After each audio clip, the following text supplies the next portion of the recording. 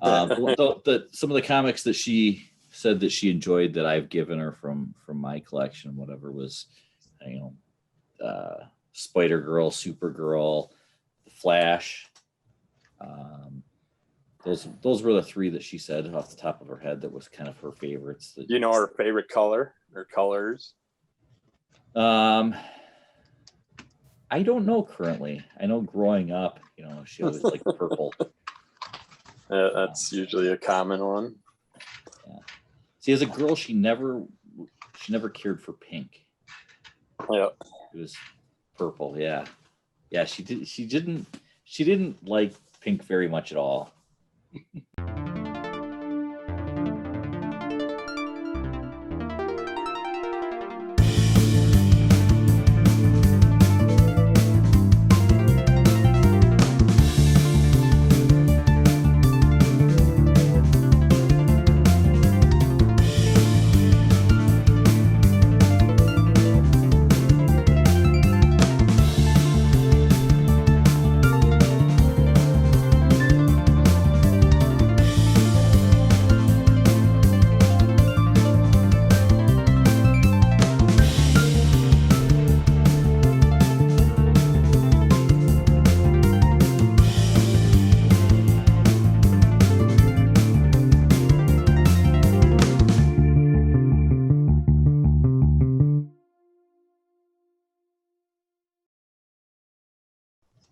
We are getting tired of being laughed at by magicians.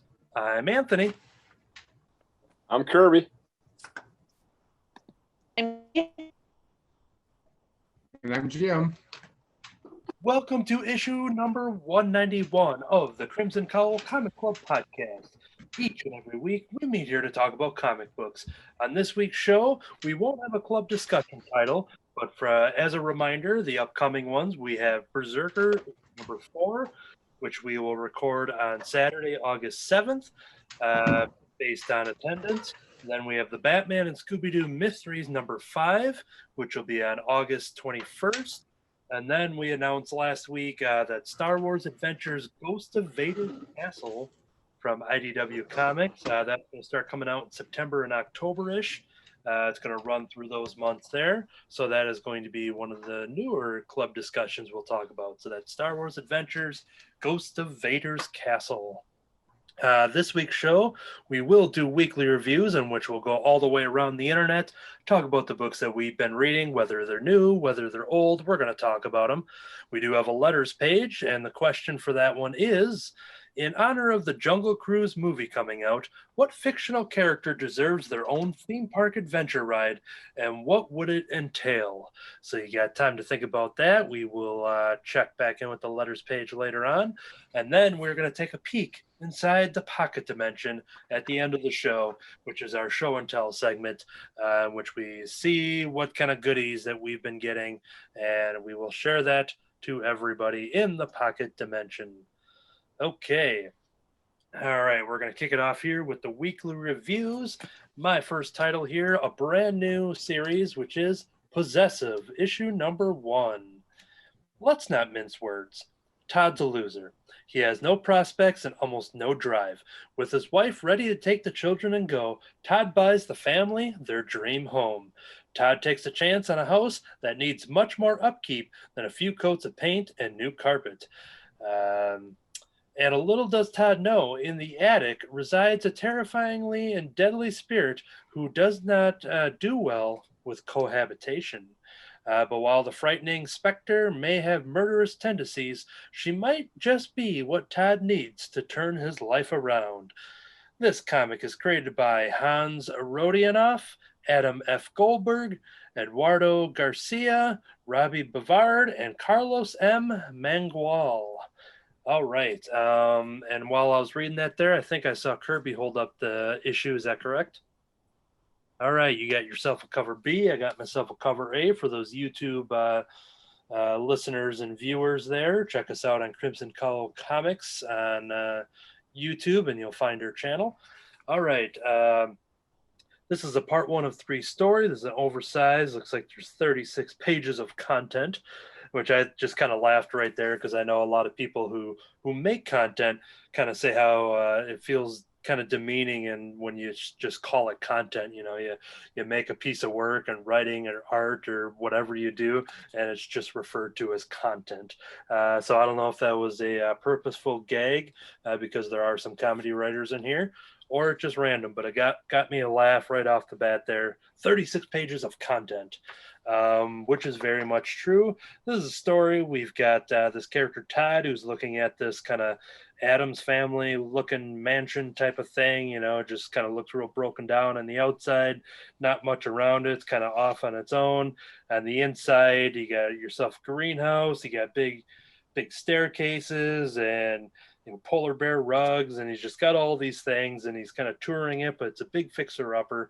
The real estate, the realtor there is kind of going through, and you can kind of see that she's very quickly trying to sell him on this house, as you could probably guess that it is something that's probably been on the market for quite some time, and she's probably happy to get it off of her hands. We cut to Todd, who is having a drinking problem throughout the series. We see that it probably was one of the causes of his relationship being broken up, and the kids not being living with their mom and stuff like that. You see that probably played into it. He hires a bunch of people in this issue to kind of fix it up, and that's where all the interesting stuff happens. Is they kind of dip into the attic to kind of look in, because these construction people, these fixer-upper people, they're basically con artists, they're thieves. They're basically kind of like ransack these places as they take these jobs, and they're probably in for a treat that they don't normally see at all their other places. And I will show it off here if he hasn't already, as we have a spirit, this creature that is kind of living in the attic there and kind of scares them away, and that's pretty much where the comic kicks off. So about halfway through, we pretty much set up this premise where the book kind of turns into some horror. There's a little bit of comedy in here. It's not an extremely funny book. Some of that stuff might just come with the idea of what's going to happen next based on how this issue ends. So I think we can definitely see a more comedic turn as the series goes on, but it really does do a lot of the groundwork of setting up the premise of this guy's life and his wife or ex-wife, wherever their status is. You'll find out that she very much doesn't want anything to do with him, and he's doing everything he can and to get her back and get the kids back, and he's struggling with all of his demons and just his life failures. And he's a painter, he's an artist, and he's a painter, so you see some of that in here as well. But yeah, it's an interesting mix. The solicitation was I was trying to remember what the heck it said. It was what Sarah Marshall meets I'm trying to think what the heck it was, but it has that, it's kind of set up for comedy. You don't see a lot of that in this first issue here. But like I said, once you get to the end, you kind of get the idea that it's probably going to lean heavy into the comedy in the next part. I highly dug it. Kirby, you checked it out as well. Any thoughts on this issue? Yeah, I loved it. I'm looking forward to where it goes, but when you said Sarah Marshall and you couldn't think of a crossover, the only thing I could think of was Exorcist. But this, or Amityville Horror, I mean, not Exorcist. But the only thing I didn't like is his drunkenness. I mean, I get it with an artist, failing artist, they fall apart and stuff. But if you care so much about getting your wife and kids to be with you and stuff, you wouldn't think you'd get into all the drunkenness issues. But you got to have that part of it. And then using a crew of construction workers that have bad Yelp reviews, it's like, it's never worth saving those few dollars by going with someone that might be cheaper, because in the long run it always costs you more money, because even if they fix it, you're gonna have to repair it in a shorter amount of time than if a professional did it in the first place. So I never understood that, but he didn't have money to pay it anyway. So but yeah, I like it. I was looking forward to this run. I was glad it finally came in number one. Yeah, I just looked at the solicitation. Forgetting Sarah Marshall meets The Grudge. And that's where you kind of get the style Yeah, of this. I suppose that makes more sense with the entity the way she is. Yeah. But yeah, I thought it was pretty good and well worth the price there. And this was from Zenoscope Comics, which I don't dip into too much, but I remember just seeing the cover and the quick premise, and then seeing that Adam F. Goldberg's name was attached to it. He was the creator of the television show The Goldbergs, so it was kind of an interesting. That definitely helped draw more attention to it, and I was glad I picked it up. All right, then we're going to jump over to Kirby. What is the first one you got for us? All right, Barbaric number 2. I believe I talked about Barbaric number 1 on here. This is continuing with a lot of fun going on. You got the barbarian that's cursed, and he has to deal with people that are bad. He can't just go kill people willy-nilly like he used to. They got to be people that are doing evil things. And he's hanging now with the witch gal that he met up in the last episode. She's been dealing with an entity that's been hunting her, this like demon snake carrying figure. And I think he's up there. But yeah, he's been haunting her, saying all these spells on her as she's in this like weird castle like building. And they're in a bar later on, and they're just talking about things. He's getting drunk because the axe is always drunk because it gets drunk on blood when he's slaughtering people with his axe, because it's that talking axe thing character that he runs with. And he hates witches, but she's hanging out with them, and they've been working together. And they feel these entities and stuff in this castle. So they go into it, and that's where these spells get cast on and stuff. And this ends up being a place where she went to escape when she was a child. She told her dad, don't go. On one day, he was going off to go fishing or hunting or whatever. And she just kept begging him, don't go. And of course, he dies. So what happens back in those times? The mother's like, you're a witch. And she starts telling the whole town she's a witch.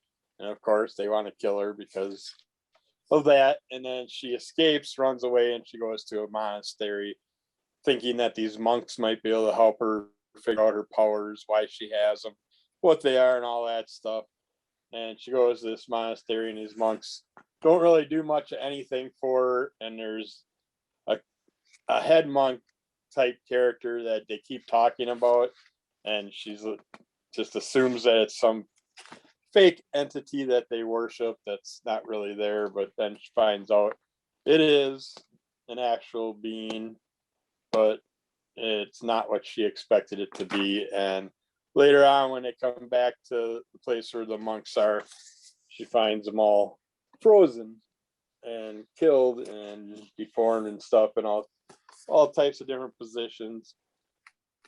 And when she goes through, she hears noises from below the castle walls and stuff, and they go searching down in there, and they find out that this entity is there, and they have to deal with it and stuff. And this entity has a bunch of other characters that he wiped out and stuff, and there's a bunch of spirits that come and attack them that were spirits that were killed by this entity. And it's just a lot of fun. Axe gets mad because he's a mystical axe, so he can sit there and damage ghosts. So he's like, no problem, I ain't worried about this, I can deal with you. And the axe starts killing off these ghosts, but he's mad because ghosts, of course, don't have blood, so he's not getting drunk from their blood. So it's like worthless to him. But they do a bunch of stuff, and eventually the witch with him ends up getting these black amethyst type eyes, and she just turns all of a sudden. And we're left with some things that happen after that. And there's that entity that is in the basement, giant snake type character. a bunch of stuff happens in here, and she ends up turning on the barbarian. Of course, that's the end of the period, but there's a lot of fun things that happen through this one again, and we're gonna find out more in issue number 3. Get more, and we do get a pretty deep story on her and all her powers and everything in this one, but we're gonna get a little deeper hopefully in number 3. But this is a very fun run so far. I suggest get in it if you like the weird, the different. Check it out. That's by Vault Comics. So, all right. Now we're going to touch in with our Jedi ambassador, Katie, to see what's going on in a galaxy far, far away. What you got?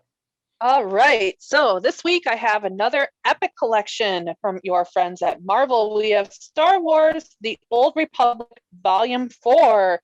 Check previous back issues from about this time last year for reviews on 1 through 3.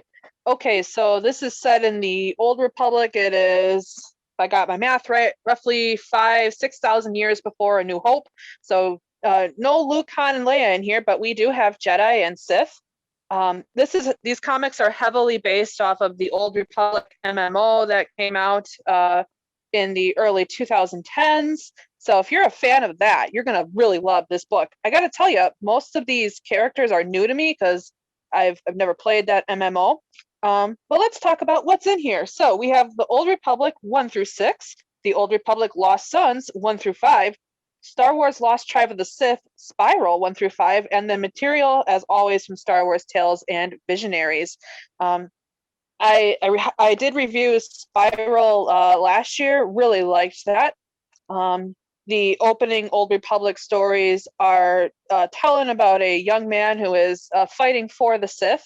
It's important to know that at this point in Star Wars, there's a whole bunch of Sith. The rule of 2 has been kind of discarded for a while. So he's fighting in their Sith army, and then his companion, and they're traveling all over the world and getting in trouble with Jedi and getting in trouble with other Sith, because there is one lady who is actually from the Sith species who is the protege of the Emperor, and she is trying to take out the competition.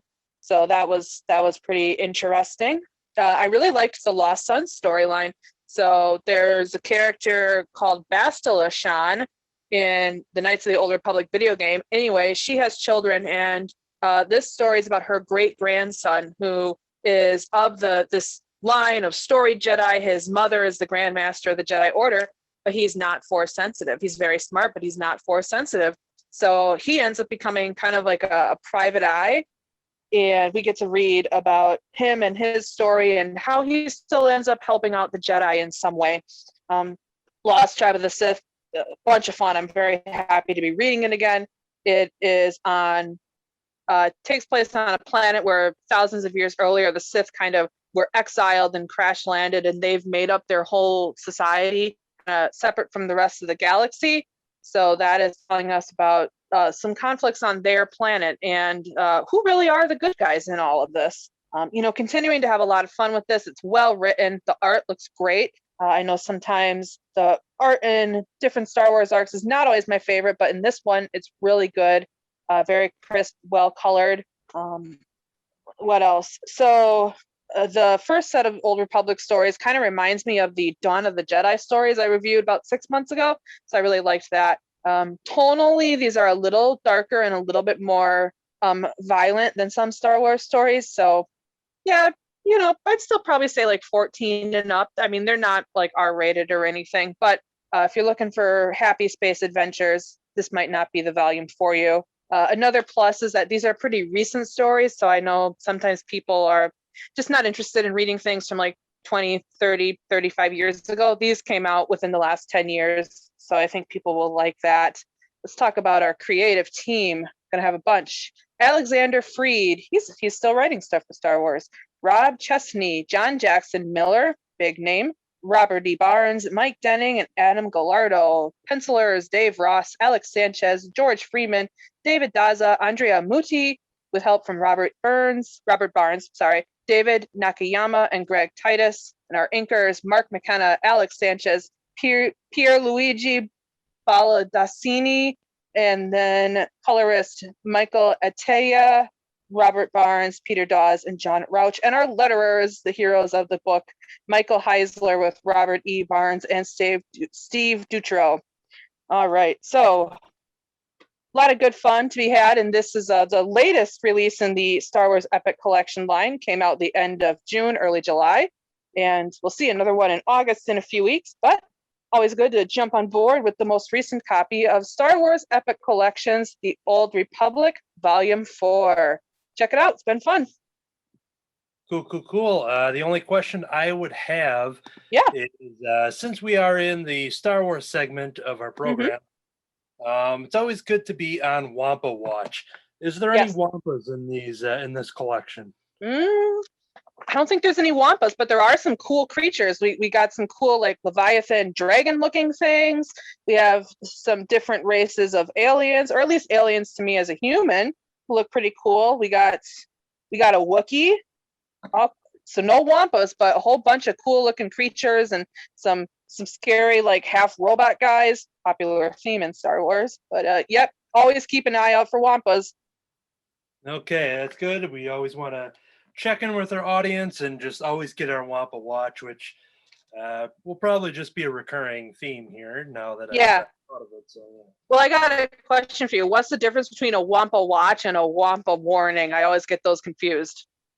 Yeah, the Wampa Warning is basically when there's a Wampa that is basically broken into your home. The Wampa Watch is a literal wristwatch that you can buy at Disney off of their DisneyStore.com. And although it only has one arm to tell time because Luke Skywalker cut off the other one. Well, good thing is that it's always Wampa time with your Wampa Watch. Eric is turning over in his cave right now. His Wampa cave. Yeah. It's always the mission. Really? By the time they issue the Wampa Watch, it's already too late. Yeah, true. You know, I'm still hoping that we'll see in the theme of like, you know, Baby Yoda and stuff like that, that we will get a baby Wampa in Mandalorian somewhere, just to that would be awesome. See a little baby, you know, Wampa running around and it looks all cute and cuddly until it just gnaws in your ankle. Isn't that one Muppets character go running around? Wampa, Wampa, Wampa. Mm-hmm.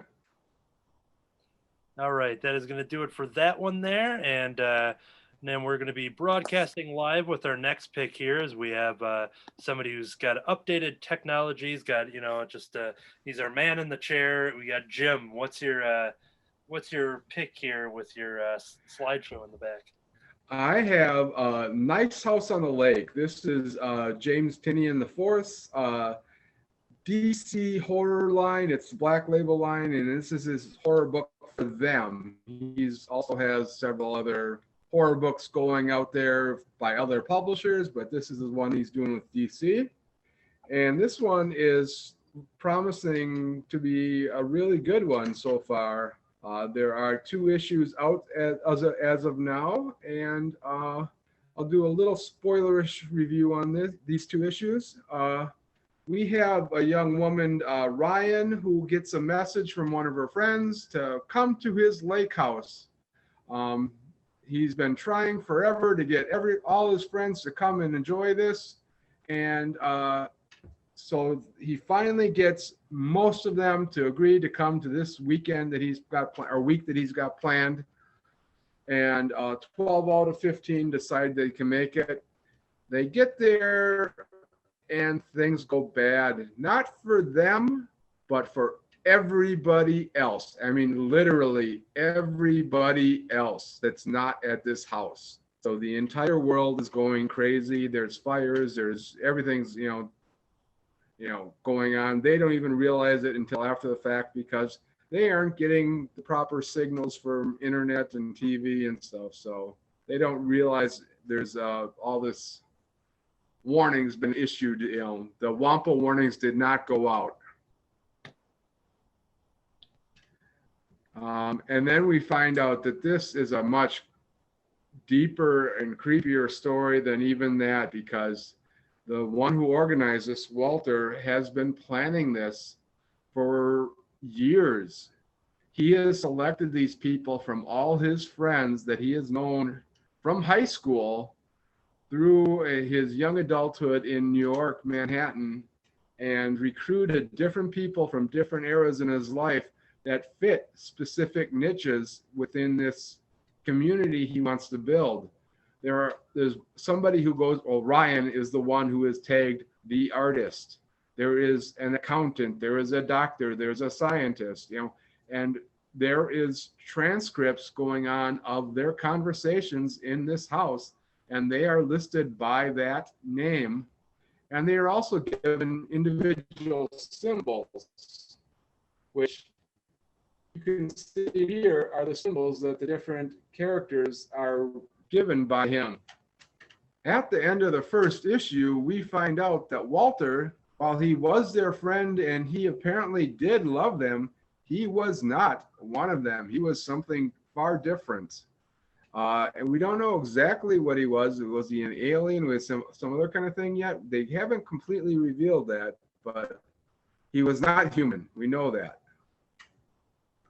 And so far, it's just building up the relationships and finding out that these people are in this house. They cannot leave, and they're beginning to figure out how things are going to progress for them. And will it take more than the week that they had planned to be there? That is the first 2 issues so far.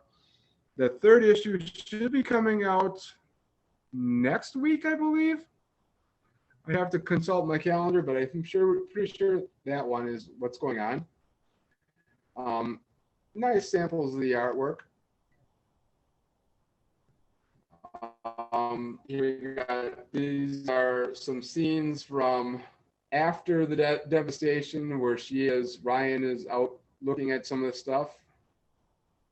And a few are, some of these scenes are quite obvious to me. I think I kind of passed some of them. Like this. This is, the colorist was Jordi Belair. And some of the other things I've seen from her, this is very typical of what she does.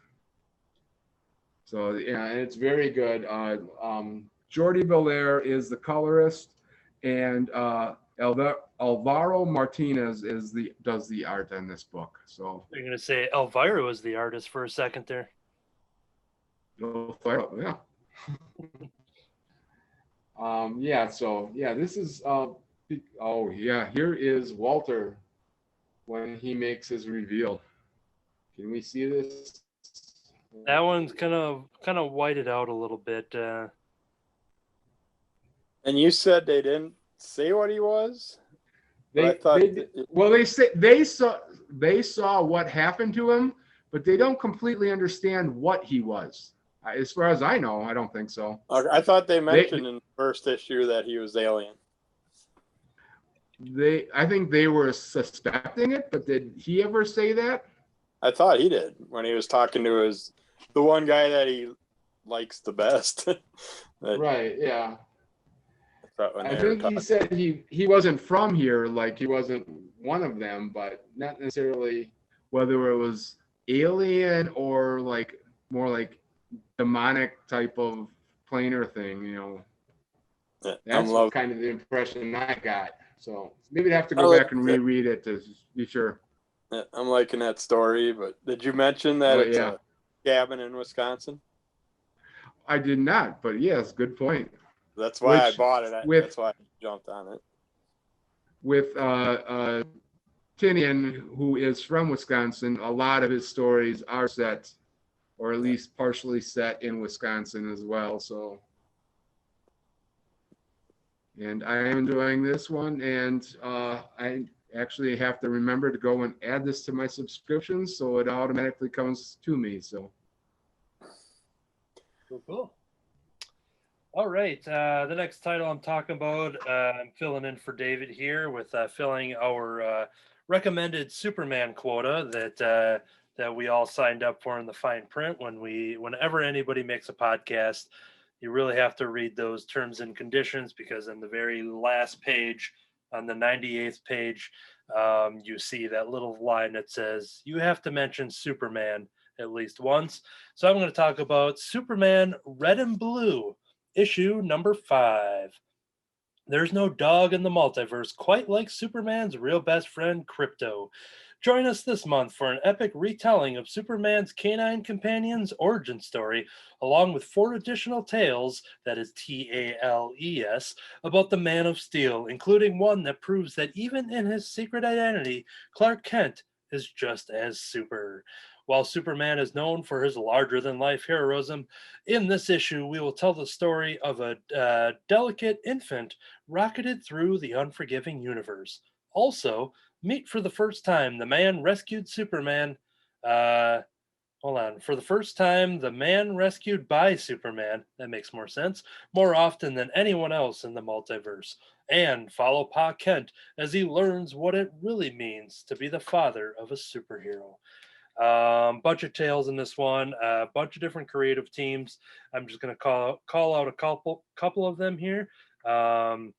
We've got the first story called Fetch, which is written by Judd Winnick, art by Ibrahim Mostafa, and lettered by Wes Abbott. And this is a real touching tale in which we see young Clark, who is not really fitting in. He's there on the farm, and the parents notice that he, there's nobody that's like him, and you really see that kind of showing his attitude, and he looks kind of depressed and things like that. But something crash lands into their yard as Clark goes to run out. And for those YouTube viewers here, we see Krypto. Look at that adorable drawing there of Krypto, who is wrapped in the red blanket, the red cape, if you will. And it's a real beautiful story of how much Clark and Krypto become best friends, as you see that he finally has someone who he can relate to. And it's just a really good story from the parents' perspective, looking on their son, and how every kid needs a dog, they say. That was a great story. Then we have well, that's not the story, that's just the location. Metropolis Summertime. This one's called De-Escalation, and I was pretty excited to see the writer was the Ms. Marvel Kamala Khan co-creator, G. Willow Wilson. And then we've got Valentine Delandro as the artist, Wes Abbott on letters. This is a story of Clark going into a convenience store, which is in the process of getting robbed. And you see Clark Kent, who is very much your classic fumbling Clark Kent. You can totally see Christopher Reeve going on here as he knocks over a comic book spinner rack and all this stuff that's going on here. He's basically trying to de-escalate the situation, as the title would predict. And the fact that he is trying to talk face to face with this robber and saying that he doesn't want to hurt anybody, he's not doing this, he's not really a bad guy, and he basically kind of talks him down into kind of thinking about if this is the thing he really wants to do, and there's still a chance for him to be not a hero, but to get away from being a villain in the situation of going that extra mile of being a criminal with a gun in a convenience store. And it's interesting to see Clark, who is, for those that don't know, Clark Kent is Superman, and to see that he is, oh boy, we got a couple of shock faces. I imagine Katie had the same shock face. David over there with the still image from a location that was filmed or photographed a couple years ago. I'm sure he reacted the same way. I am deeply shocked. Yes. So sorry to drop that 80-year spoiler, but Clark Kent, you really see him be the superhero that he is without using his superpowers in this moment here. And I thought that was a really awesome story. I didn't know G. Willow Wilson was writing this one until the very end. And once I read it, it all made sense, because it showed a lot of the heart and the stuff that I would see in like Kamala Khan stories and stuff with that kind of writing. Another great story in which Jimmy is asked whatever his favorite picture of Superman that he has ever taken. And that just kind of shows an awesome journey of how he comes across that. A couple other stories in here, but there is a reason why I bought this issue. I didn't pick up issues 1 through 4.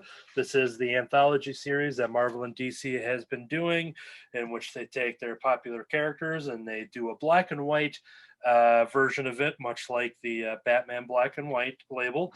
But then now they add a splash of color. We've seen Deadpool and Wolverine and Harley Quinn, Wonder Woman, and all of these are anthology series with a bunch of creators just telling these awesome short stories. And but there's a reason why I picked up the Superman one. I'll talk about this last tale here, in which we it's Pa Kent sitting in a church talking to his priest, and they're just kind of talking about fatherhood, and Pa Kent's kind of questioning about himself, how he's this adoptive father, and we see some flashes of him taking care of an infant throughout the years.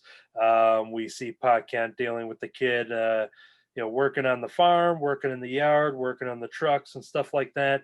And it really is a powerful father and son story, as we see that obviously his son here is Superman, and there's a good shot of him, lifting up the tractor on the Kent farm there. But this one's a very touching tale once again for father and son, and it kind of goes through the cycles of life and how this father is instilling in these beliefs and these lessons into raising a child, and you kind of see how that is affecting young Clark as he grows up, and how much he appreciates that later in life, and how he will use that to become the man that he becomes, which is Superman. And once again, there's a reason why I picked up this comic book, was because of the short story. Is of course written and drawn by Daniel Warren Johnson. So this is Daniel Warren Johnson doing his take on Superman. You recognize his art style anytime you check out his series is Extremity, and you got your Murder Falcon, which just wrapped up, by the way. You've got your Wonder Woman, Dead Earth, Murder Falcon, if I didn't say that. And you'll recognize a Daniel Warren Johnson piece, which is definitely a selling point for me. So I picked up this issue, and it's well worth it. But I was treated well with all the other talents that were in this issue as well. It was a really knockout, extraordinary issue of Superman Red and Blue. So I think with just this one as an example, if you are a fan of Superman, this is probably something you're going to want to pick up. I think there's a trade paperback or a collection of some sort coming within the next couple months, might be in the previous catalog. Checked it out because it's going to have all the issues together, and I think it's just a great example of seeing so many different creators getting a shot to tell a 4 to 8 page story about Superman, and you get a lot of good stuff, especially in issue number 5. I think it's worth it for that alone. So that'll do it there. I will let the podcasting committee know that we have now talked about Superman, and we filled the quota for this week's episode. Hopefully David will be able to save us next week when talking about the Man of Steel. All right, we're going to jump over to our next one. Kirby, what you got? We go over to the Man of Blue. We got the Blue Flame number 3 from Vault Comics. Chapter 3, Weather Systems Failure. It's been 7 months since the incident, and Sam Brosm is alive, if you can call it that. He's barely learned to walk again. His spirit seems broken beyond repair, and the booze and pain pills aren't doing his recovery any favors. His sister Dee, 8 months pregnant, and her boyfriend Mateo have moved into the family home in order to help care for him. Meanwhile, the Blue Flame continues to build his case to defend humanity, but the tribunal consensus is growing impatient. This was kind of a weird jump because it takes you, like it says, 7 months past the incident. Well, if you remember what the incident is at all, by the way, Jim, this is another Wisconsin-related book. This takes place some superheroes in Wisconsin, a group of people that used to walk the streets, and that's why I brought it to David and stuff, because they made some crimson remarks and stuff and things in here, which caught my eye. But it was a lot of fun. It still has that little take to it, so it'd be a great one for David to check out. But yeah, it takes you 7 months past the events, which as the events were, he was out in space, had to check out some anomaly or something, and ended up going into this sector that he's never been. And all of a sudden, these alien entities grabbed him, took him in, and they basically told him, "You're being judged, and you have to go through this whole thing. And if you don't get judged correctly, then Earth is getting wiped out. And if you make it through it all, then Earth will be saved." And he has to make his case for everything and try and save us.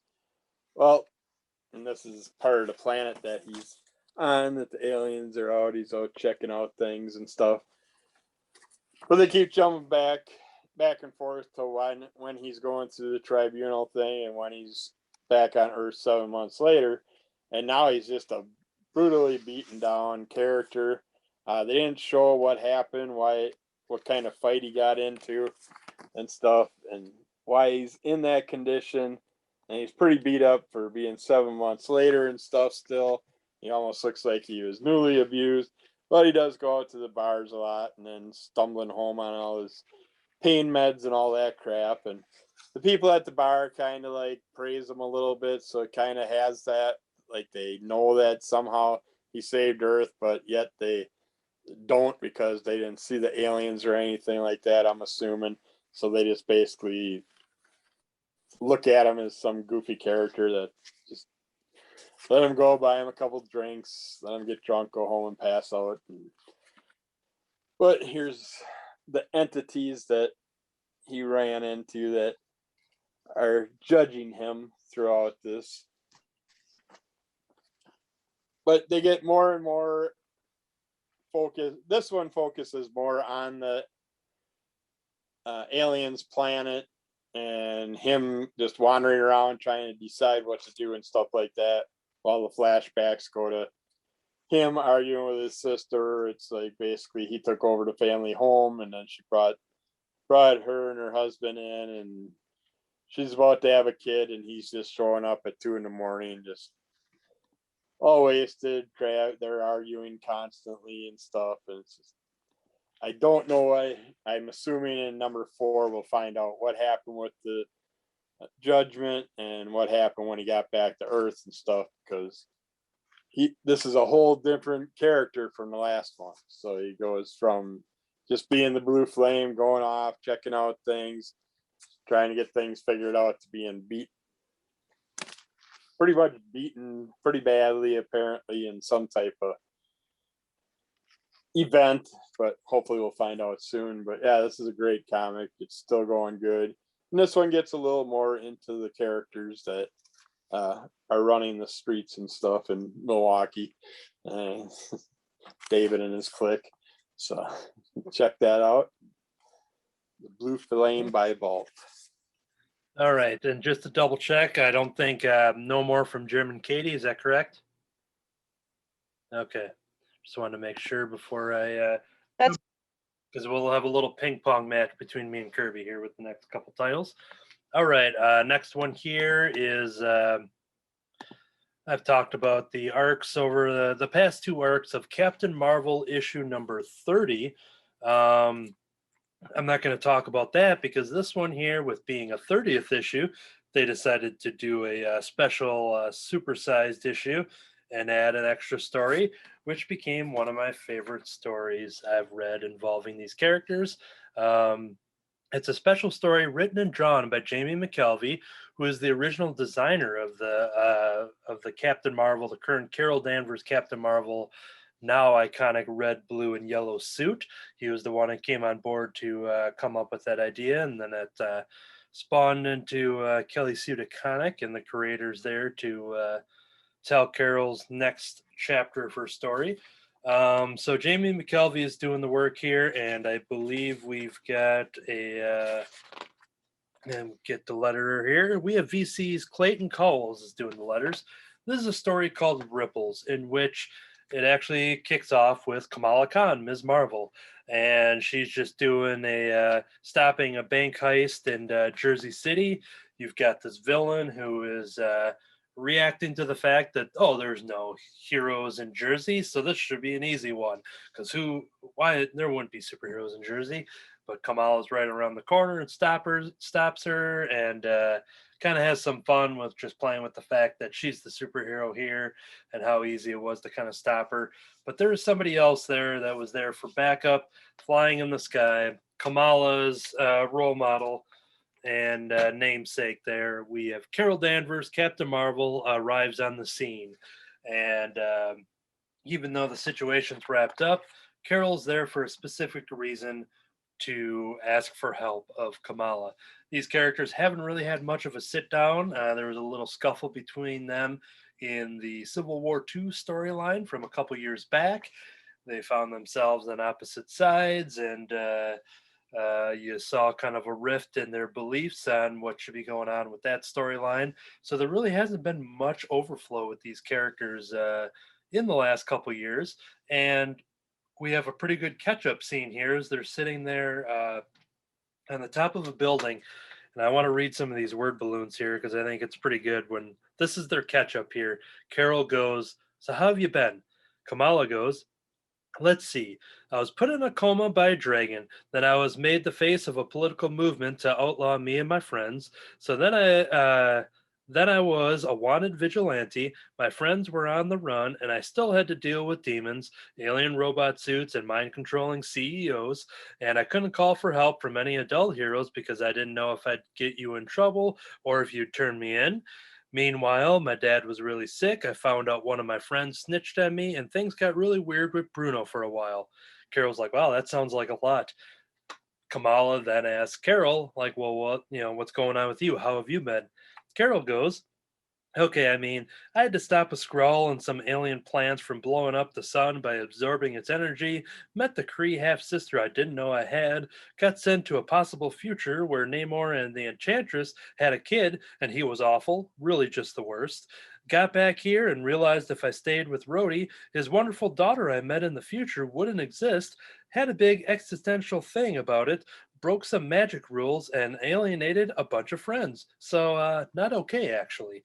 So it was an interesting moment there of them just kind of basically catching them up on each other's comic books if they haven't been subscribing, which I highly recommend everybody do. Tell your retailer or your online source that you want these comic books, and then you don't need these little catch-up moments. But it turns into the fact that Carol Danvers is asking Kamala for help because she feels that, she's very admittedly so saying how stubborn she is. She's talking about how all the other superheroes are always there to have people help them and allow people to help them, but whenever Carol's down, she doesn't like that help and gets stubborn about it, and the fact that all these problems just keep piling on top of her. And she's kind of questioning why the fact she's even a superhero and why someone like Kamala, who took her old superhero name, Ms. Marvel, on what she would even see in her as a role model. And this whole issue gets amazing right from this point. And the fact that Kamala says, "Well, I have to run some errands. Let's talk." So they both get into out of their costumes and in some disguises as Kamala's going around Jersey City running some runs. We stop in at a bodega. We talk to the man who's running that there. They stop in at a coffee shop and talk to the barista there. There's an old man who's on the in front of one of the steps here, and he's got one of those free little library houses, and he's got a bunch of books, and he's kind of has these books for kids, and he's running this little library house for people. And they're running through all these different things. They stop at an Indian food restaurant here. They meet the person that's working there. All of these things that Kamala's doing in her normal errand list here, Carol starts to catch on, being like, "Okay, I get it." Because all of these people are people that Carol Danvers has saved over the years. all of these specific people are still alive because of Carol doing what she does, even though she's always kind of focused on being up in the sky and always dealing with the very next crisis, and she's not always on the ground level right after it and the aftermath and stuff. Kamala is here to show her exactly what it means, everything that she's doing. But there's an interesting connection with all of these people that I had mentioned here, because these people are all connected in a way that if the one person wasn't saved, then the second person wouldn't have been inspired by that first person that was saved, based on all of these things that they're doing in their lives. Once they're saved by Captain Marvel and having these very intimate rescues, they're doing stuff with their life that led to setting up that book, that free book house, that led to owning the Indian food restaurant and now taking the leftovers and feeding the hungry. All of these things that these people are doing is inspiring the next person to be able to do what they can do to then help others. And that's showing Carol. There's a pretty emotional moment here with Carol and Kamala when she kind of realizes what they're doing. There's a funny scene here, looking in the bottom panel, because Carol the whole time is wearing a hoodie and some sunglasses, just trying to stay incognito. And Kamala's like, "Are you crying?" She goes, "You can never tell anyone." And that's just like Carol, to pretty much kind of, dumb it down and kind of get over that moment. But they have a nice little hug. But Ripples was the perfect title for this, that every character that she had saved was a ripple effect leading into the other people those people would be in contact with, that all inspired them to continue to help people. And Carol this whole time just jumping up into the sky and thinking that, she's just failing, that she's constantly failing. Well, it was Kamala is the one to kind of bring it up to her and saying, "You're doing great things." And that was such an awesome story.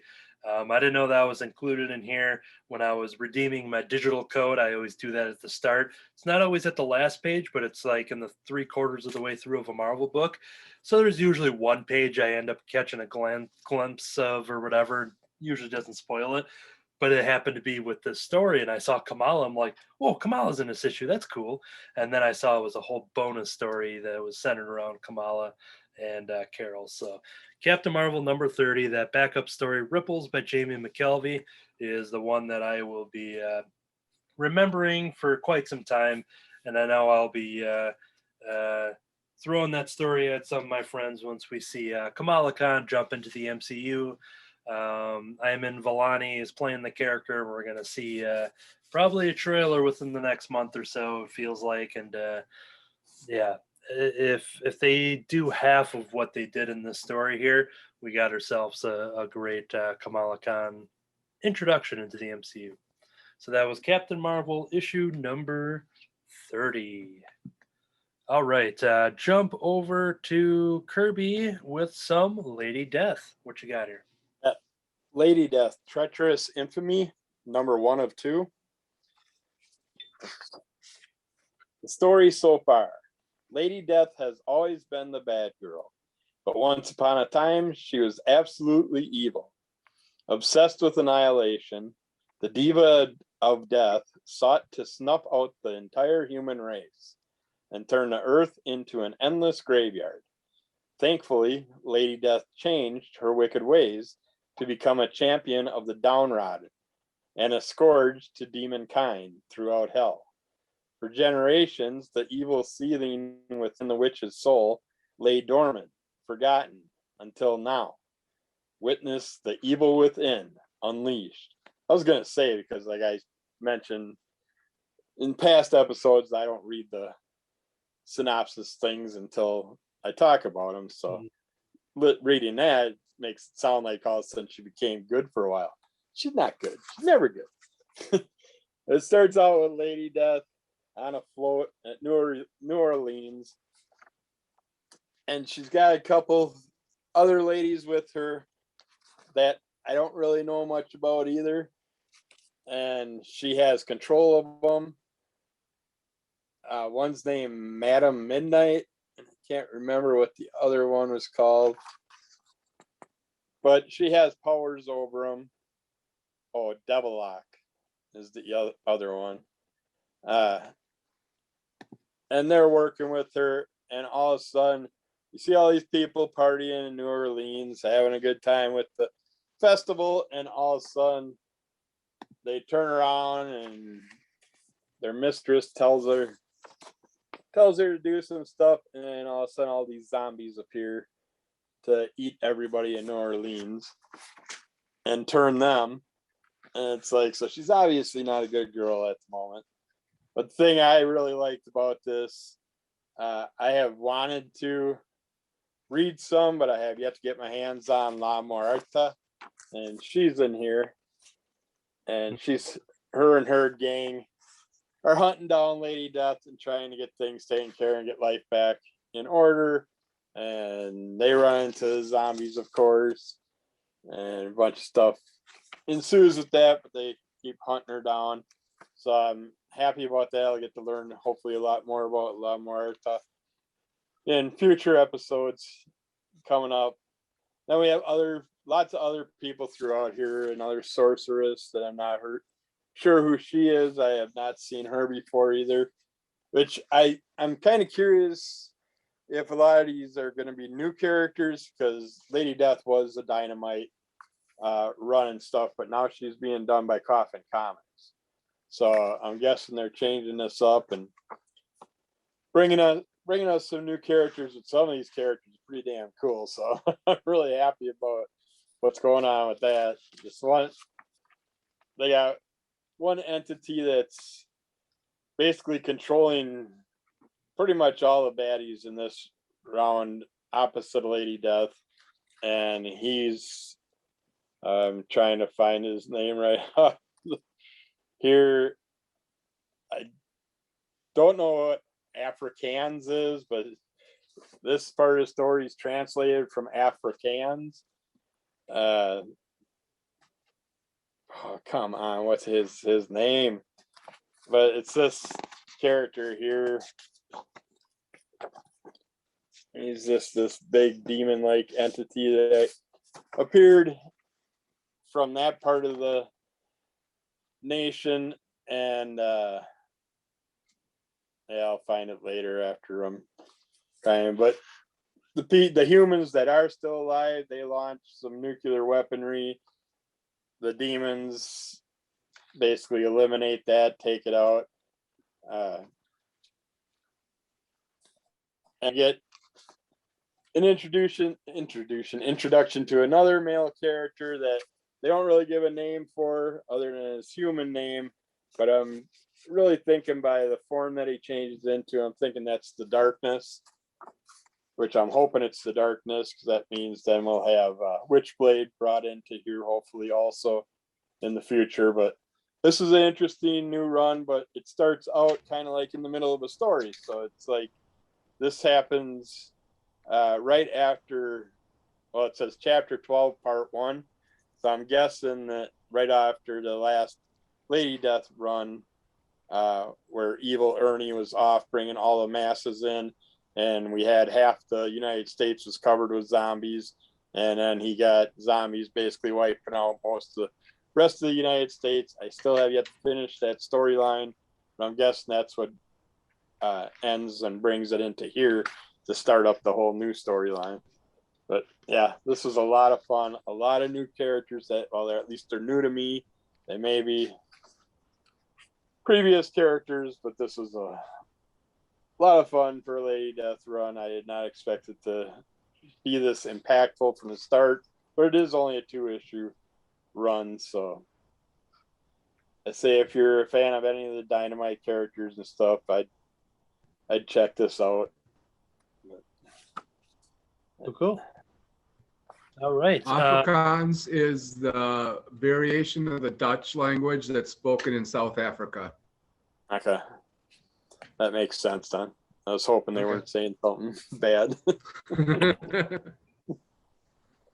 Okay, my last one here of the stack is a Comixology original, and it's available on the service. And if you are a Comixology Unlimited subscriber, you have access to read this part of your subscription.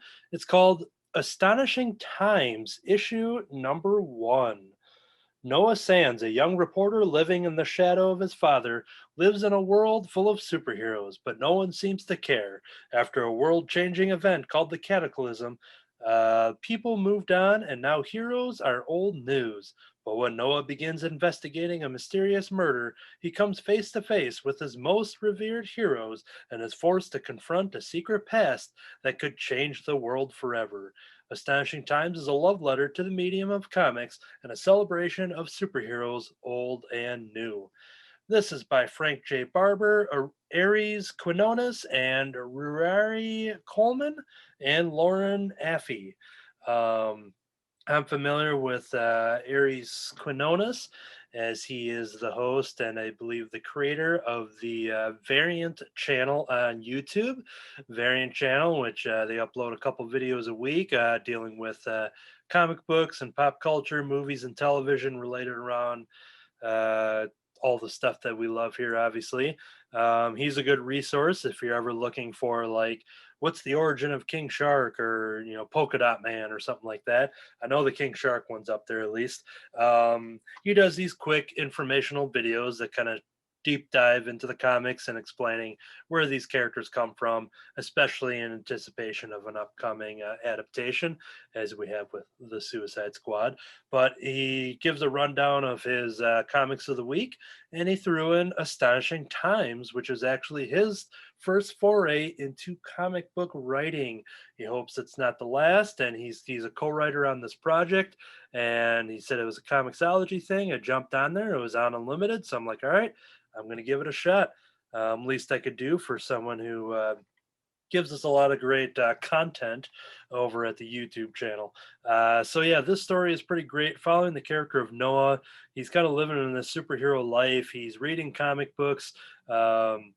He's you get an idea of like a journalist, like a Lois Lane, Clark Kent type of character, in which he has this column about superheroes, because in their world right now, superheroes are just, they're over.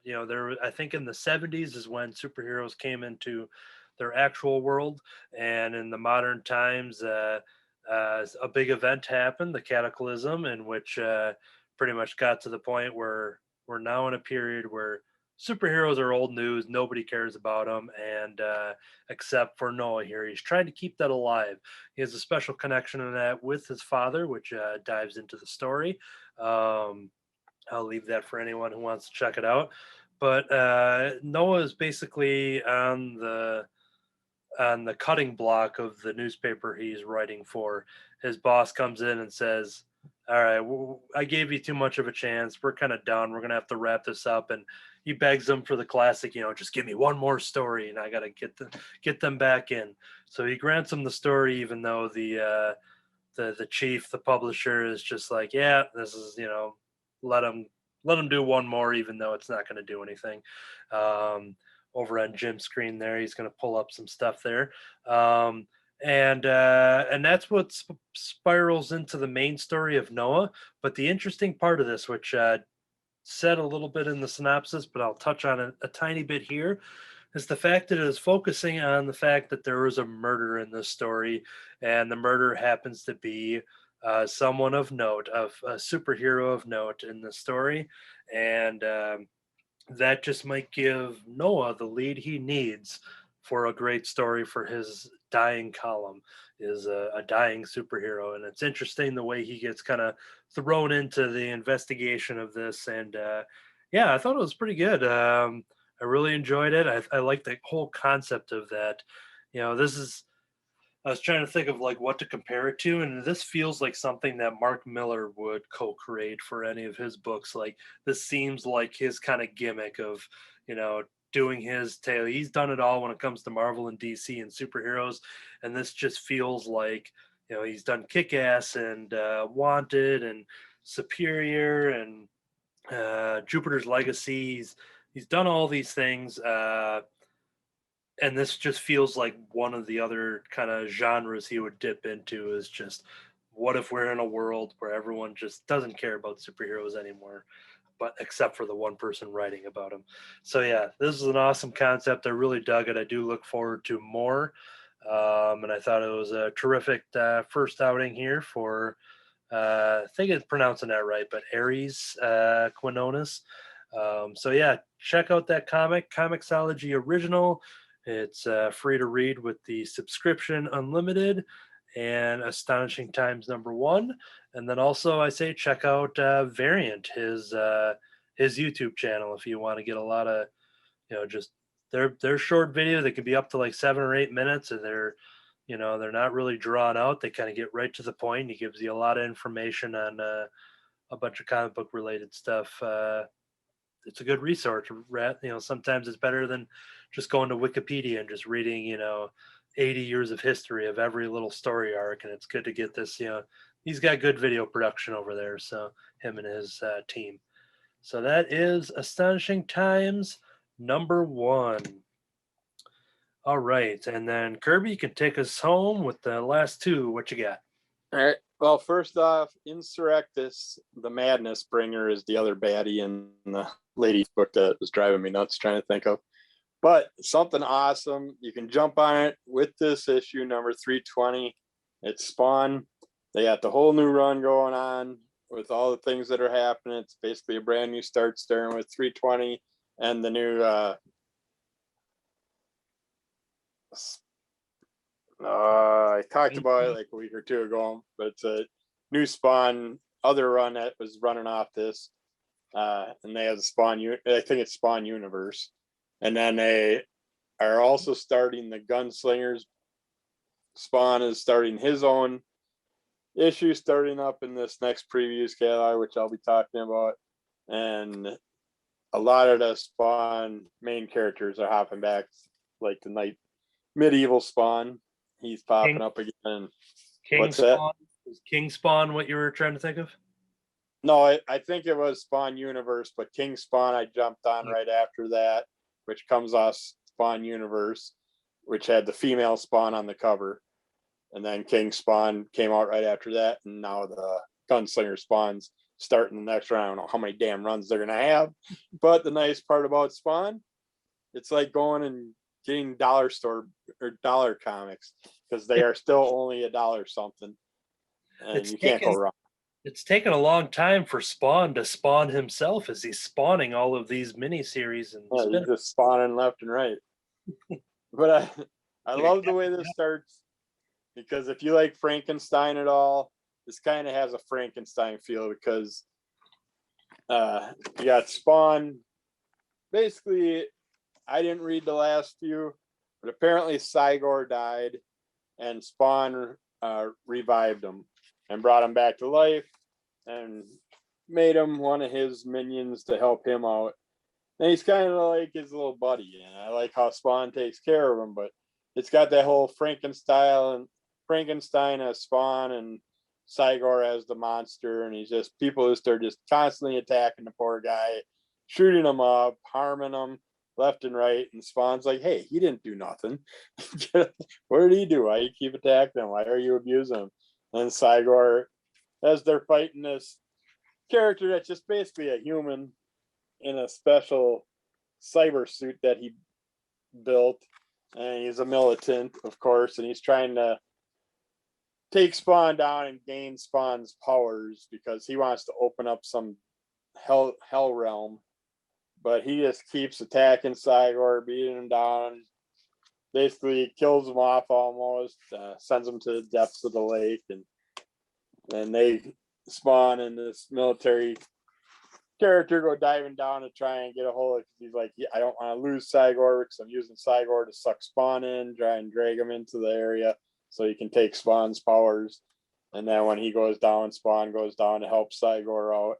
Thing I like about all the different runs that I've read so far, they got these little news channel things that pop up, and you get 3 different views. You get basically like the militia style news, the fancy Fox style news, and then the real news, basically described what's going on around the whole world there's lots of nuclear talks and things like that happening. But yeah, if you like Spawn or don't like Spawn or don't know nothing about Spawn, whatever, number 320 is a perfect one to jump into. And that Spawn universe is a great way to get an introduction into what's going to be happening with all the different characters coming back and fighting for certain seats in the different realm of hell and all that stuff. But yeah, this, and like I said, it's $1 something a comic. I mean, you can't go wrong. It's worth it. So McFarlane's doing a wonderful job with that run. And then had to go and have a little fun.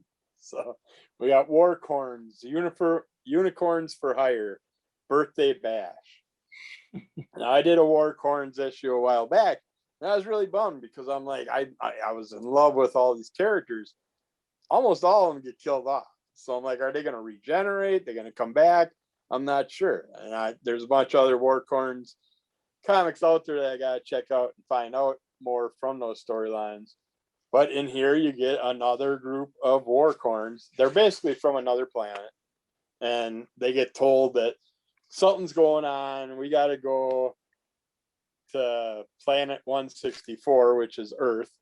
And they got to find out why there's this ISR distress signal thing going on. They got to go check it out. So they go to Earth, get their transport, go there, and where they're searching for whatever's going on is in this house that they hear all these weird noises, all these annoying noises. And here it just happens to be a kid's birthday party. So the Warcorns appear at this birthday party and they're like, oh, this don't make sense. So it's like, there can't be nothing here. And of course they just come crashing into the party and just all ready to attack everybody. And the one, they're like, this can't be where we need. We just might as well take off. And the one unicorn, that's the big doof one of the group, which they had one in the last one too. And one of the things with the Warcorns is they carry these crayons around. And if you eat different color crayons, it gives you different abilities. So the big doofy one's always sitting there just eating handfuls of crayons and getting all whacked out and stuff and all these weird things happening to him. But he gets all excited. And of course, you're at a birthday party. Well, the birthday party has cake. So he gets excited and goes running for the cake and destroys a bunch of stuff. They're like, okay, this is just a kid's birthday party. Let's get out of here. But then the one senses something else. And it's like, no, they look on their radar and it's like the thing you're searching for is in the basement. And they look in the basement and there's a bunch of sad little kids down in the basement. It's like, help us. Please help us. And it's like, oh, we're dealing with dubloids, which is basically doubles. The alien figures just take over and they double up characters. So all the little kids out at the birthday party are dubloids. So of course they start shooting up the party, destroying all the characters. All the kids at the birthday party and stuff. And it's a fun look at it. One of the poor unicorn that decided to eat the cake wasn't feeling good, and as they are flying back to their thing, and that just happens to explode out of his head, that character. So so they gotta take the ship out of the air because they don't want to bring the dubloid character back to their planet and stuff. But yeah, a bunch of things happen, and it goes on with the storyline, and you see some more Warcorns and other unicorn characters on their main planet. And I don't want to totally get into everything, but you see more unicorns being activated for some other things that are going on. And this is supposed to be a one-shot. And I know I complain about this all the time, but this is far from a one-shot. This ends big time like it's issue 1 going on to more of a story. So I was kind of bummed about that because I like my one-shots to be a one-shot. Just give me a complete story, and you can make other stories if you're going to do run-ons, or make this a run-on. Don't make it a one-shot. I'm fine with that too. I'd love to read more of this. But they just keep doing all these different Warcorn one-shots that I keep buying, and they leave me hanging right at the end big time. And I definitely want more, but I have enjoyed the 2 that I have read so far, and I'm going to get my hands on all the other ones. But yeah, it's definitely leaving you for more stuff in the future. But unicorns that are armored and weaponized and eating crayons that do special abilities. You can't go wrong. Basically, if any of the My Little Pony fans are listening, this is probably for a more mature audience based on especially some of the words I saw in those panels too. Yes. Sorry. Well, that doesn't matter for this, but it seems like it'd be like fall into that Yes, category of people who would read it. But yeah, this seems like a little more mature take on it. yes, the kids at the birthday party were all excited thinking they were My Little Pony horses also. Yeah. Definitely adults. All right. Well, that is going to do it for our weekly reviews, but we have 2 more segments left in the show. We're going to jump over to the letters page. All right. Save.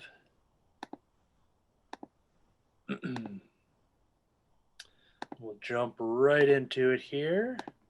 We are recording audio, testing. We are good. Okay.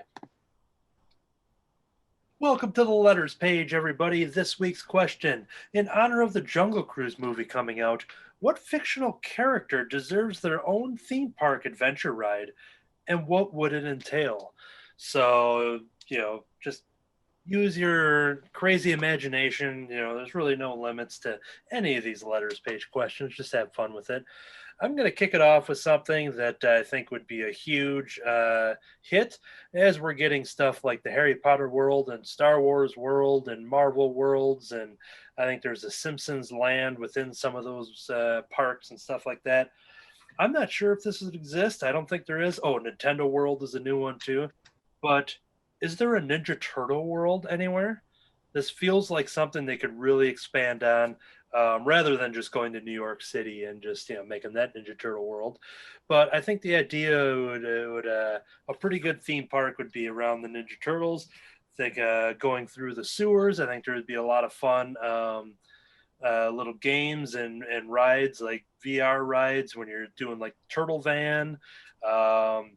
You've got they could have like a technodrome that you enter, and you get to like, there's a big Krang's body, a life size there that everyone can take turns, and you could go in there and step up on a ladder, and your head can pop up instead of Krang's head there in his chest cavity there. I think that would be an awesome little thing there for theme park related things. You got a turtle blimp. They got all the different vehicles, so I'm sure with the turtle blimp they can do some fun little like roller coaster ride, or the bucket ride or whatever when you're at like Six Flags or something and riding those buckets at the fair or something. Definitely you're gonna have lots of pizza all over the place. So I'm not sure how inventive the food's gonna get. You'll probably get a lot of cheese products with Splinter and stuff like that.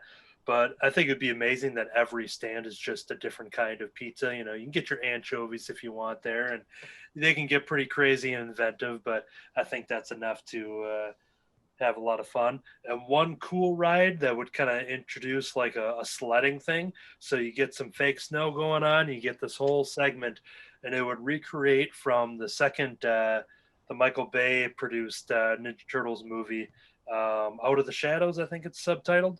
There is I think it's one of the best things I've seen in 3D. The scene where they're all going downhill with the Jeeps and the tanks and all that stuff in the snow, and they're all like sledding on their back shells and stuff.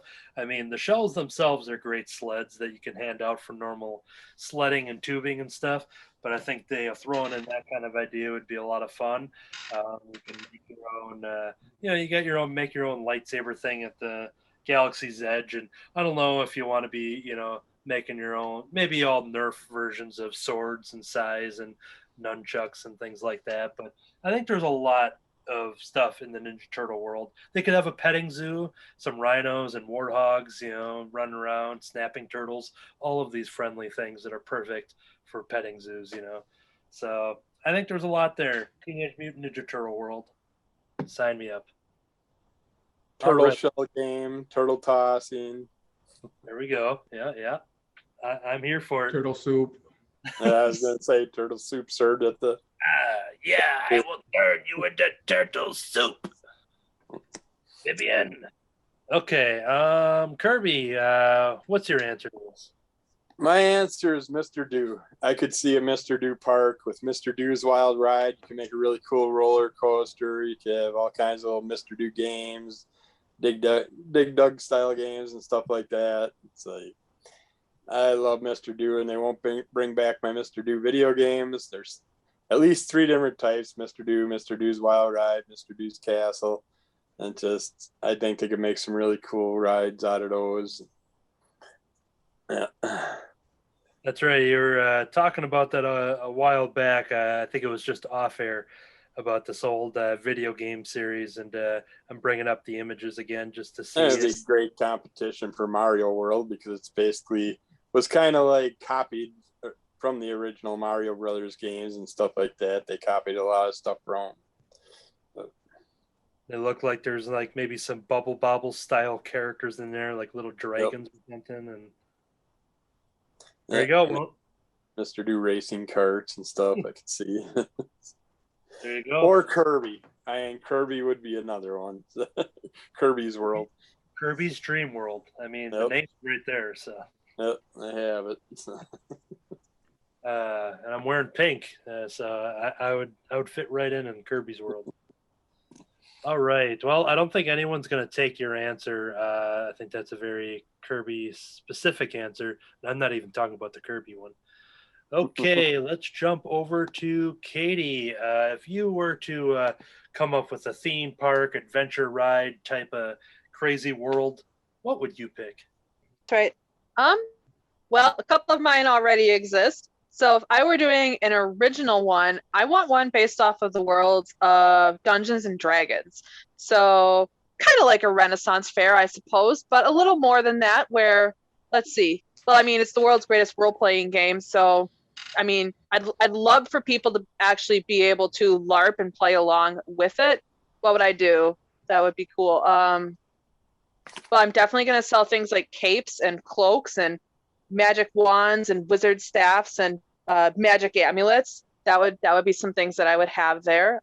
We could have a potions making class that by day is family friendly and by night is adults only. Let's see, what else could we do?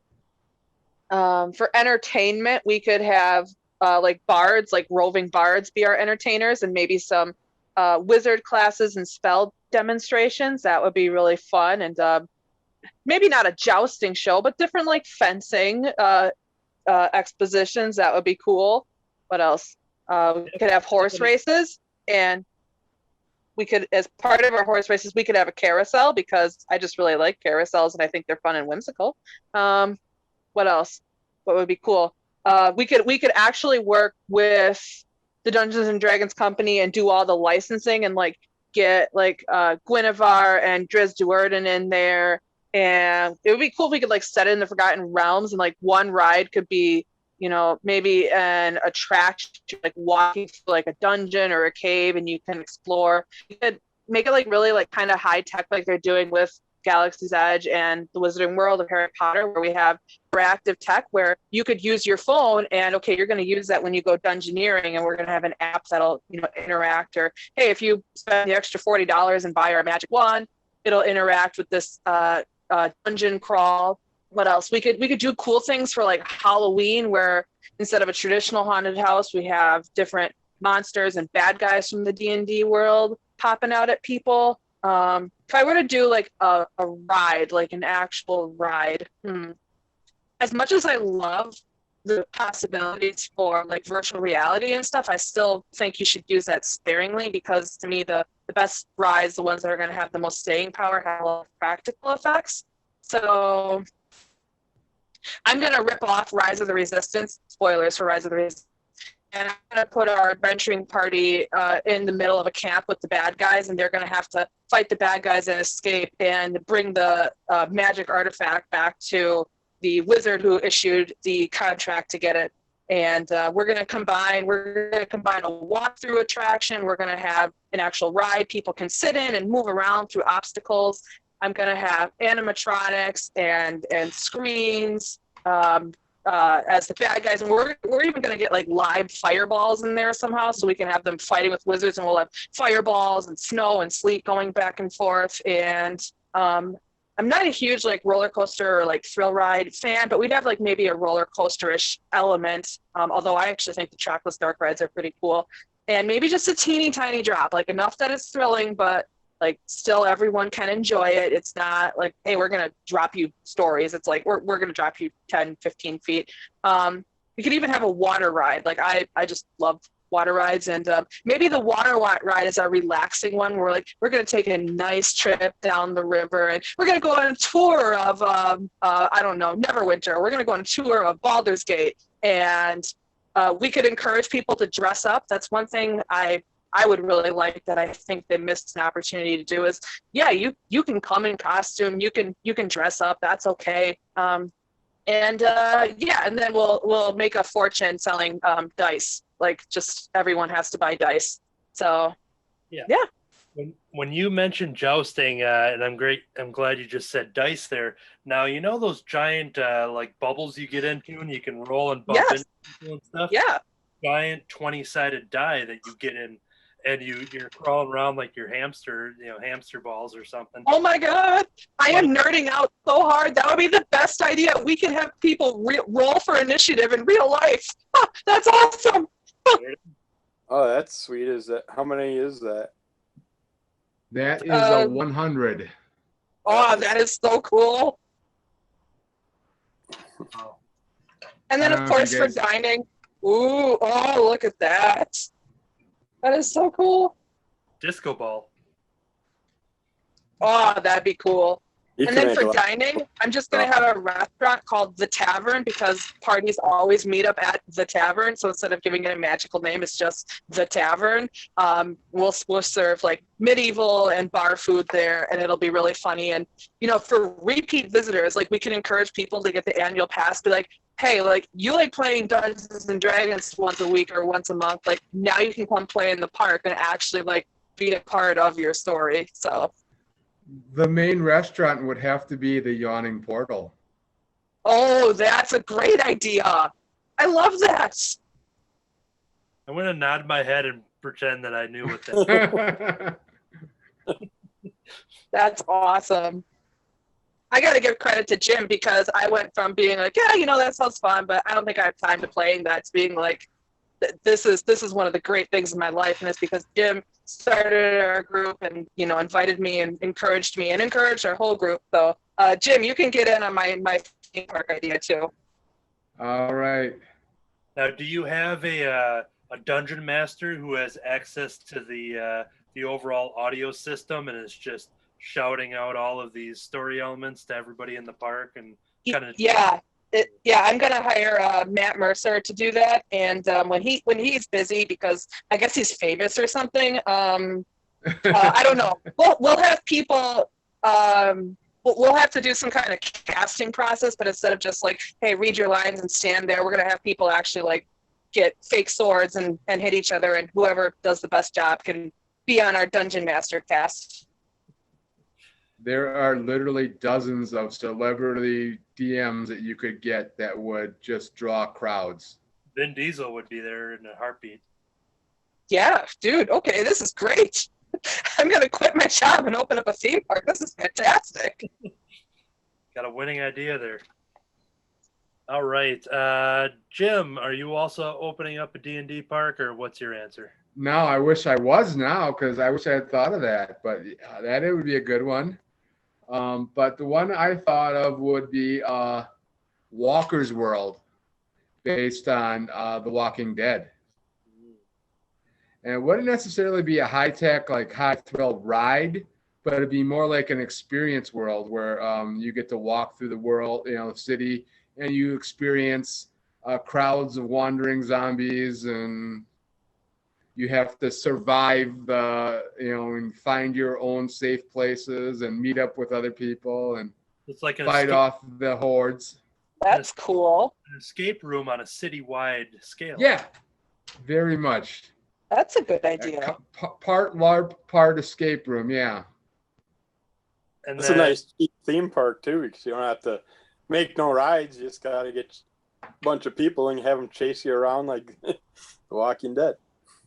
Yep. And you could have a few rides. You could have like a train ride where you go around the place and you see it, like kind of like a zoo.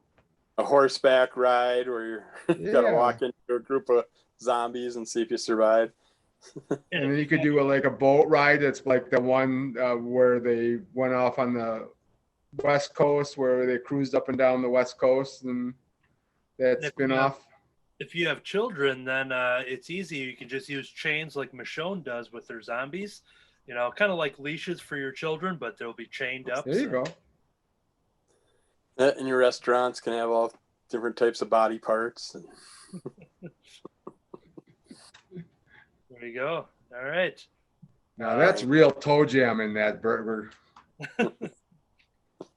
I thought you were giving a runner-up Toe Jam and Earl Park. So Brain freeze ice cream drinks. well, I think that would be very popular because they do the Walking Dead cruise boat. So Wow, the little didn't know Walking that. Dead runs too that they do, the zombie runs. Those are huge. That one year they did them. Yeah, my aunt and cousins have done the cruise boat, I think twice. So yeah, that's the next step. You know, that's where the infection starts. And then Outbreak. all right. Well, I think I would go to all of those there. All right. Sounds like a good idea, everybody. Great letters page. We do have one more segment, and this is the time where where we kind of take a little peek inside the pocket dimension. And I put in some music there in the audio version. I forget if David has anything for the video version, but I'm sure you'll see me saying this, but you won't hear me saying this in the audio version. So everyone's getting an exclusive. We are now in the pocket dimension. That's right, everybody. We take a look inside the pocket dimension, which is our little show and tell segment here on the podcast.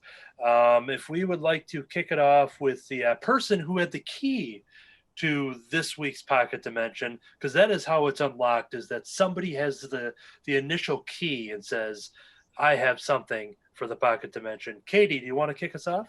I'd love to. All right. I am very excited about this. All right. So earlier in the show, I reviewed Volume 4 of Star Wars Epic Collection, The Old Republic. And today in the mail, I opened up Volume 1. I am very excited about this. I've been looking to track this down for like a year. In previous issues, myself and Damon talk a lot about how this Epic Collection is one of the ones that is out of print, and it's hard to find, and often if you do find it, it's for an exorbitant price. Like the most expensive one I've seen was $3,500, which that's an outlier, but very often it goes from $150 to $300 of people reselling these on eBay. It's and a lot of them sell, so like people are buying them, but that was too much money for me. I set a threshold, and I'm like, okay, if I can get it for this, then I'll buy it, but if not, I'm just not getting it. Anyway, I've been checking eBay and Amazon multiple times a week for about a year now, and last week I finally found it. It was, they had it listed for double what it sold for. It's $80 plus shipping. A lot of money for a book, but every once in a while, you just got to be a little irresponsible and have some fun. Originally, this would have sold for $35. Okay, I like to think I'm good with money, but you know what? I've been planning for it, and it's worth it because it's bringing me so much joy. Anyway, I found Star Wars: The Old Republic, Volume 1, Epic Collection. This is a soft cover book. The reason I really wanted to get this is I actually read it digitally last year through Amazon Prime, so I didn't even own a copy. And I have Volume 2 and 3, and I'm like, well, it'd be really cool. And this is, I am buying it from a reading perspective. I genuinely thought it was an enjoyable story, and I liked the art, and I intend to read it and look at it again. I have to wonder if some of the people that are buying it for very high prices are going to try and resell it, but that's not quite my jam with comics. So I'm so excited. I gotta tell you, the thrill of looking and waiting and finding this one has been a lot of fun. It's in really good condition too. You know, it's a used book, so I'm like, I'm just not spending that much money on a used book in terms of principle. But you know, this does not look like a used book. It's looked like it's been, you know, you can see on the corners that someone owned it before me, but it's not trashed. It's in very good condition. So anyway, I'm just excited about it. I had fun. For someone who would like to read the Knights of the Old Republic stories and doesn't or hasn't yet, they did just re-put them out in hardcover for about $100. I've seen it $125, but there's good sales. So that's a good option if you'd like to read it and own a physical copy, because these do run expensive. But anyway, I'm so excited. It's Star Wars The Old Republic Volume 1 from the Epic Collection. And that's my trip into the pocket dimension, everybody. Good, yeah. Once in a while, you'll find that seller that does, you know, they probably paid, you know, maybe a similar price, even though it's still a little more than normal retail, but definitely a lot cheaper than what they're known to go for. And once in a while, you'll find that person that just maybe needs the money or just wants to hand it off to the next fan that has been. Yes. So good score on that one. Thank you. The item that I found in the pocket dimension is an item that I was also looking at over the last couple of years. It is a small statue that was designed by Scotty Young, artist and writer Scotty Young. He's done all these young Marvel editions, baby covers and things like that. And they started to do these, you know, little statues. They're nothing more than a couple inches tall, but they were nice, you know, nice statues that would retail any between like 60 or 80 bucks. And I've seen a couple in person at Comic Cons a couple years ago. And it was something where I'm like, you know what, if I saw it for 40 or something, I'd scoop it up, but I wasn't ready to pay what they were asking. And then I was at one of the shops in the local area and I see that statue and I see it kind of from afar. I'm like, oh, I've never seen one at an actual comic shop outside of a con retailer, just website. Went up to it. I'm like, oh, this looks a little different production wise. It was still the same size, same design. And I realized, oh, this ain't just like a normal, like heavy statue. This is a new plastic version of that same design. Turned it over. I'm like, great. How much is this going to be? 15 bucks was the regular price. 15 bucks, little man. Put that. Put that Thanos in my hand as baby Thanos holding his little death mistress death balloon. Yep, this was normally a $80, $60 to $80 statue, and now it's in a very light plastic form for 15 bucks, and it looks just as great. So Cool. Yeah, this is something that once again I was looking for, and I just now found a different version. So there's a couple other young Marvel. I think there's an Iron Man one. I forget what the other one is. So I have to look to see if they've done the plastic version of them too. So yeah, that's who I found floating in the pocket dimension. All right, Kirby, did you find anything? Yeah, Shelly brought down something that I totally forgot about. We were driving home through Kowalska and there was a rummage sale sign, so I followed it, and then all of a sudden I'm like, there's all this color all over the cement, and there's rummage sale signs drawn on the cement with the chalk crayons, and they did it all the way to their rummage sale. I thought that was kind of cool. And then you get there and there's some couple girls running this rummage sale, and they had a few things that I'm like, it looked like all kids stuff, but I'm like, we'll go in and check it out. And this is something that I seen in the previous books a while back, and I considered getting it. So it gave me that comics feel. They had Dogman. This is by the same people that do Captain Underpants, if anybody's read those stories. And it's fun looking, decent graphic novel, nice and thick one. And they had Dogman and Cat Kid, and Dogman for whom the ball rolls, kind of like an Indiana Jones one. It's more like Batman-ish stories and stuff. these look like a lot of fun, so I figured I'd check them out. They're $3 a piece, and it's like gave them a few extra bucks just because their initiative, putting the little sidewalk chalk signs and stuff all over the place. I thought that was kind of cool. And it's like, if it wasn't a couple kids doing the rummage for cash, I would have probably walked away from them. But then, like, I went back and grabbed them. So, yeah, I'll be reviewing those in the near future. Cool. While the pocket dimension is still open, Jim, did you find anything in there? I did find something. I too was opening up comic books just a little while ago because when I came home this afternoon, I found a box from Midtown on my door. And I got, for the first time ever, a comic book that came in its own plastic bag. Ooh. And I was expecting this issue, but I forgot which issue I ordered. I remember I ordered a cover that was actually done by Mirka Andolfo for her #1 of Sweet Paprika, but I had to go and look on Midtown to see when I actually ordered. And I actually found, I don't know if I should even open this because it is in a bag. I got a feeling, yeah. I got a feeling what might be on the inside there. But what is on the inside is... Yep, you're cutting out a little bit there. Can I get over? If you can hear us, your audio is just kind of getting real choppy at the moment. There we go.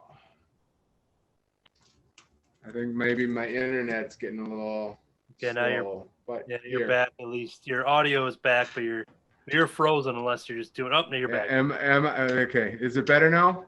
You're back. Yep. I think it's probably because my back was to the microphone. You're good now. But this is the cover that I'm getting to read. So, can you see that? Yeah, it's kind of too white. Yeah, it's white at the moment. Now, because it comes in the bag, it's not, and I can't really see, it's not any kind of mature rated one, is it?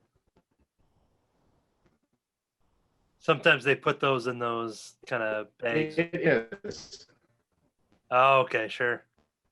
That's got the sensor there? Yep. Okay, yeah, I can see it now.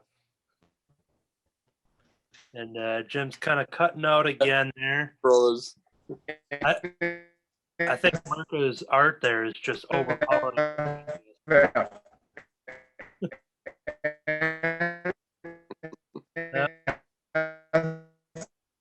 I think Jim went to go visit Dalek Doctor Who land or something and taken over by the Daleks.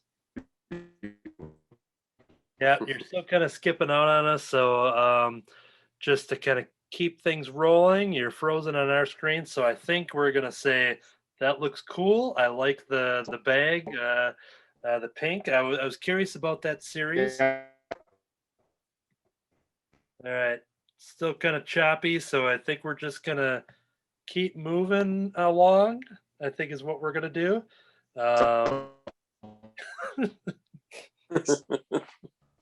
Yeah, you're just frozen on our side. So if you can hear us, Jim, we're going to move along. Because right now you've been... Yeah, I don't know what's going on. So I'm going to close up the pocket dimension. Maybe something... I think there was a demon inside the pocket dimension that got let loose. We had too much good stuff that we were taking out of it, that this demon on the inside was like, no, that's my stuff. And now it's kind of infected our world here. And yep. So, and yeah, I don't know if he's on the same audio track as we are, but it feels weird to interrupt him because I don't know what it sounds on his side. So I'm going to keep moving here. Let's close up this pocket dimension.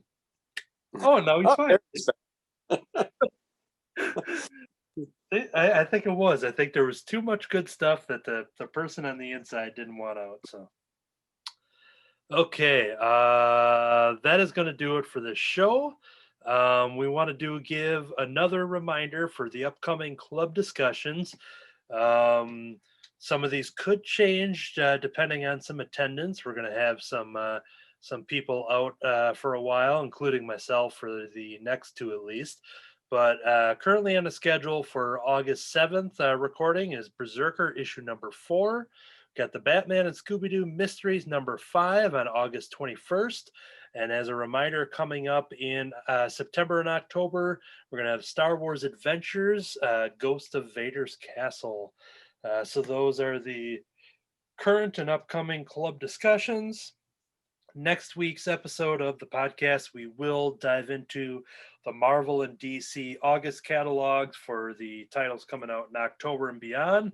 We did just wrap up the previous months there, but we were a little behind with some of our attendance during the 4th of July. So we're going to get right back on track. Next week, we'll kick off the new previews. And I think that is going to do it for this entire issue. Remember to follow us everywhere you can find us on the audio platforms for Crimson Cowl Comics and Under the Cowl and Under the Cowl of MS, and check us out on YouTube. Type that stuff in there, see what you find. Type that stuff in on Facebook, see what you find. You'll find us. The internet's easy, everybody. That's going to do it. Rate, review, like, and subscribe, and share. If you've got someone who would like this content, whether they're a friend or a family member or maybe a cashier at your local supermarket, let them know about a good podcast that you like being a participant of. Get some people into comics. And if you are a new listener, welcome. And this is our show. This is the end of the show. This entire time, I've been Senior Hotpants. I ate the green crayon. I'm the creative director of Forgotten Realms, the theme park. I have a Red Label comic book. To be continued.